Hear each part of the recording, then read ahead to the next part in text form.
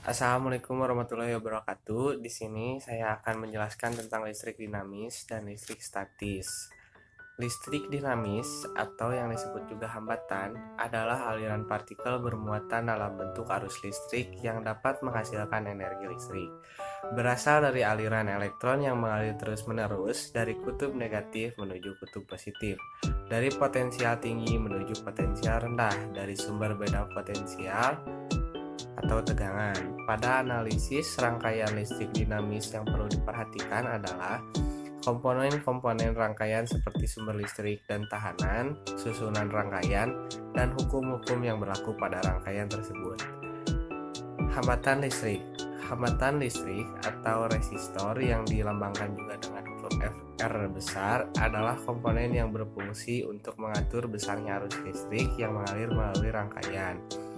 Besarnya resistor disebut dengan resistansi yang memiliki satuan ohm.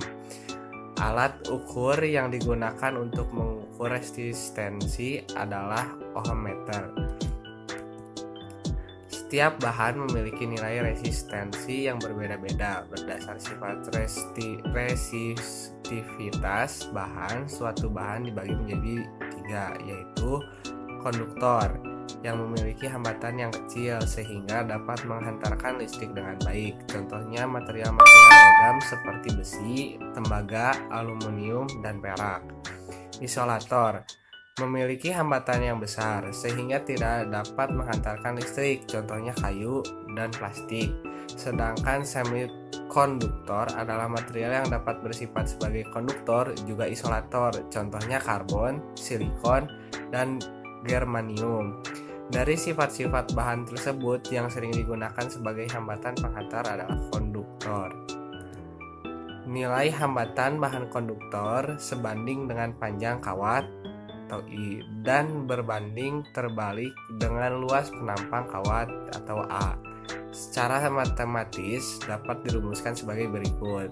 R sama dengan P L per A, di mana adalah hambatan jenis L adalah panjang penghantar dan A adalah penampang penghantar.